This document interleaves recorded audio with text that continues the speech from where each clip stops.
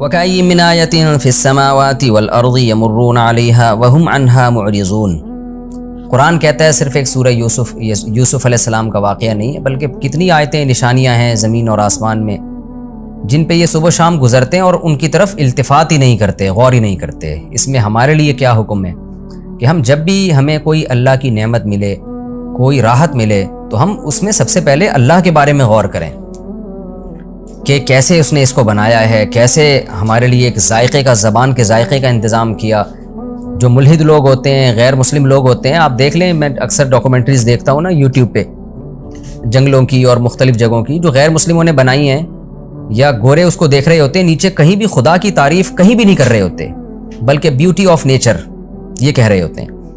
لیکن آپ اگر دیکھیں کہ عربوں کی کوئی ایسی چینل دیکھیں، اس میں نیچے بار جگہ جگہ اللہ کی تعریف ہوتی ہے کمنٹس میں، کہ کیا زبردست ذات ہے جس نے اتنا خوبصورت جانور بنایا، جس نے اس جانور کو یہ گھونسلہ بنانا سکھایا۔ تو یہ فرق ہے مومن اور غیر مسلم میں، کہ غیر مسلم بیوٹی آف نیچر کہہ کے ساری اللہ کی کبریائی کا انکار کر دیتا ہے، اور جو مسلم ہے وہ ہر چیز سے اللہ کے وجود کو اور اللہ کی قدرت کو ثابت کرتا ہے۔ تو ہمیں بھی صبح و شام ہم گزرتے ہیں، اللہ کی نشانیاں دیکھتے ہیں، ہمیں اس پہ ایمان کو اپنے بڑھانا چاہیے۔ اور وما یؤمن اکثرهم باللہ الا وهم مشرکون، اس میں شرک کی مذمت بیان ہو رہی ہے کہ دنیا میں زیادہ تر لوگ مشرک ہی ہیں، آج بھی شرک کرنے والے دنیا میں زیادہ ہیں۔ تو اللہ نے گویا انسان سے شکایت کیا کہ اللہ پہ ایمان لا کے بھی شرک کر رہا ہوتا ہے وہ، تو مشرک کا ایمان وہ قابل اعتبار نہیں ہے، تو اس میں شرک کی مذمت بیان ہو گئی۔ پھر اللہ کے عذاب سے ڈرنا، افامنوا ان تاتیہم غاشیۃ من عذاب اللہ، کہ ہمیں اللہ کے عذاب سے ڈرنے کا حکم ہے۔ دیکھیں اللہ تعالیٰ نے اپنے حبیب صلی اللہ علیہ وسلم سے وعدہ کیا تھا کہ آپ کی موجودگی میں ان پہ عذاب نہیں آئے گا، پھر بھی کوئی قدرتی آفت بھی آتی، بادل آتے، آپ خوفزدہ ہو جاتے اور مسجد کی طرف چلے جاتے۔ تو یہ اس کو کہتے ہیں ورع، یعنی تقوی سے اوپر کا درجہ ہے، کہ آپ کو نہیں پتا کہ یہ عذاب ہے یا ایک قدرتی بارش کا انتظام ہو رہا ہے، لیکن آپ کے دل میں اتنا خوف کہ آپ یہی سمجھیں کہ شاید یہ میری بدعمالیوں کی سزا مجھے مل رہی ہے۔ تو یہ حالانکہ آپ بدعمل نہ بھی ہوں تو بھی ڈریں آپ۔ جیسے حضرت عائشہ رضی اللہ تعالی عنہا نے نبی صلی اللہ علیہ وسلم سے عرض کیا، یا رسول اللہ، یہ جو قرآن میں آتا ہے کہ نیک لوگ اللہ سے ڈرتے ہیں، تو کیا اس سے وہ لوگ مراد ہیں جو گناہ کرتے ہیں پھر اللہ سے ڈرتے ہیں؟ آپ نے فرمایا نہیں، یہ وہ لوگ ہیں جو گناہوں سے بچتے ہیں پھر بھی اللہ سے ڈرتے ہیں۔ تو ہم تو کسی کھاتے میں نہیں، ہم تو گناہ کر کے بھی نہیں ڈر رہے ہوتے۔ تو شریعت میں مقصود یہ ہے کہ آپ برائی سے بچو پھر بھی اللہ سے ڈرو۔ تو الایمان بین الخوف والرجاء، ایمان امید اور خوف کے درمیان میں ہے، امید بھی ہونی چاہیے، ساتھ ساتھ خوف بھی چلنا چاہیے۔ اور قل ھذہ سبیلی ادعو الی اللہ، اس میں اللہ کی طرف لوگوں کو بلانے کی فضیلت ہے۔ کتنا بہترین کام ہے، یعنی لوگوں کو اللہ کی طرف بلانا۔ آج آپ کسی کو کسی کمپنی کی پروڈکٹ دے دیں کہ 5 آدمیوں میں یہ فروخت کروا دو تو اتنا کمیشن ملے گا، کیسے وہ کمپنی کی پروڈکٹ کی طرف لوگوں کو بلاتا رہے گا، صبح شام یہی کام کرتا رہے گا وہ بیٹھ کے، کیوں؟ اس کو ایک پروفٹ نظر آ رہا ہے اس میں۔ تو نبی نے کیا بتایا کہ نبی صلی اللہ علیہ وسلم اس کائنات میں سب سے افضل ترین انسان ہے، لیکن ان کی ذمہ داری کیا ہے؟ ظاہر افضل ترین شخصیت کو کام بھی سب سے افضل دیا جائے گا، تو نبی اس کائنات میں سب سے افضل، ان کو کام بھی سب سے افضل دیا گیا، وہ کیا ہے؟ اللہ کی طرف بلانا۔ تو اس سے داعی کی، جو لوگ لوگوں کو دین کی طرف بلاتے ہیں، پردے کی طرف، نماز کی طرف، زنا سے بچانے کی طرف، نکاح کی طرف، اور شرک سے بچانے کی طرف، اور قبر پرستی سے بچانے کی طرف، ماں باپ کے حقوق کی طرف، حلال کھانے کی طرف، یہ ساری چیزیں اسلام کی دعوت کہلائیں گی۔ تو جو لوگ بھی یہ کام کرتے ہیں وہ اللہ کی نظر میں ان کا مقام بہت زیادہ ہے۔ تو یہ بھی ہمیں اس آیت سے دعوت الی اللہ کی فضیلت معلوم ہوتی ہے، اور اس کے لیے کوئی خاص طریقہ شریعت میں متعین نہیں ہے، جو طریقہ جس وقت سوٹیبل ہو وہ طریقہ اختیار کرنا دعوت الی اللہ کہلائے گا، چاہے وہ فیس بک کے ذریعے ہو، یوٹیوب کے ذریعے ہو، چاہے وہ پیدل جماعت میں نکل کے ہو، چاہے وہ جہازوں میں سفر کر کے ہو، کسی بھی، چاہے وہ ڈیبیٹ کر کے ہو، چاہے وہ لٹریچر کے ذریعے ہو۔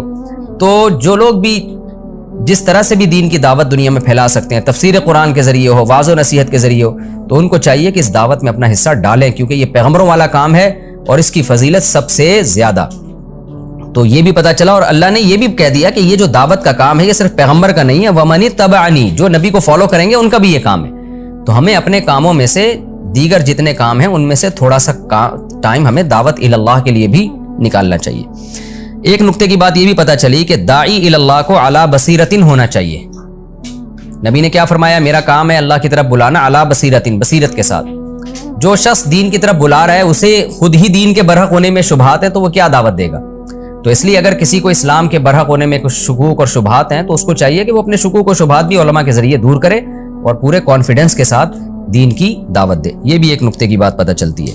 اور وما ارسلنا من قبلک الا رجالا نوحی الیہم، نبی صلی اللہ علیہ وسلم کے بشر ہونے کا اور مرد ہونے کا بھی پتہ چلتا ہے. یہ جو نبی کو نور کہہ دیا جاتا ہے، اگر ہدایت کے لحاظ سے نور کہا جائے پھر تو ٹھیک ہے، لیکن آپ ماہیت کے لحاظ سے جو آپ انسان تھے، مٹی سے اللہ نے آدم کو بنایا اور اسی آدم کی اولاد میں اللہ تعالیٰ نے محمد صلی اللہ علیہ وسلم کو پیدا کیا، اور آپ مرد تھے. مرد جو نکاح بھی کرتے ہیں پھر جن کی اولاد ہوتی ہیں، تو وہ تمام بشری لوازمات کے ساتھ نبی صلی اللہ علیہ وسلم دنیا میں آئے. آج کل جو یہ کہا جاتا ہے نبی انسان نہیں ہے، بشر نہیں ہے، دیکھنے میں بشر تھے حقیقت میں بشر نہیں تھے، اصل میں تو نور تھے، تو یہ سب باتیں اس آیت کے بالکل خلاف ہیں اور کفریہ عقیدہ ہے یہ.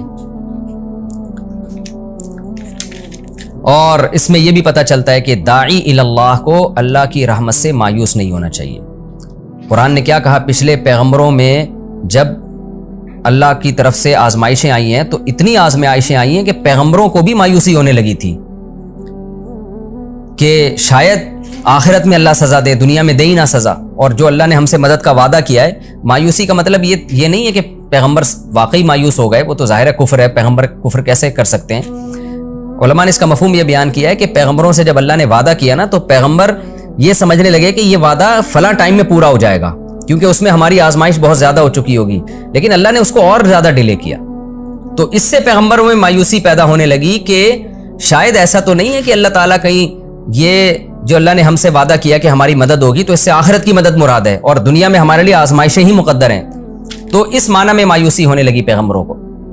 اس کی مثال ایسے جیسے رسول اللہ صلی اللہ علیہ وسلم کو خواب آیا تھا کہ میں عمرہ کروں گا. حدیبیہ کے موقع پہ خواب آیا کہ ہم جا رہے ہیں اور عمرہ کر کے آ رہے ہیں.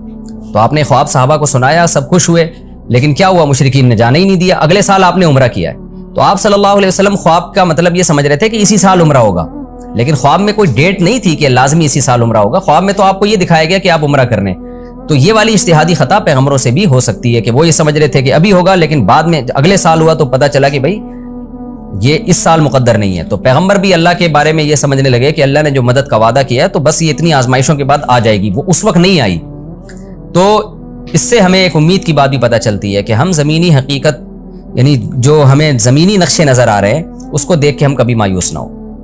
ہمیں لگے کہ ہم دین کی دعوت دے رہے ہیں اور بے دین قوتیں سر اٹھا رہی ہیں تو ہمیشہ ایسا ہوگا، نہیں بھائی اللہ مہلت دے کے پھر والعاقبۃ للمتقین، یا یہ لفظ آیت تو اچھی طرح یاد کر لینی چاہیے. انجام بہرحال پرہیزگاروں کا ہی اچھا ہوتا ہے، چاہے وہ دیر سے ہو، رزلٹ آپ ہی کے حق میں آئے گا انشاءاللہ.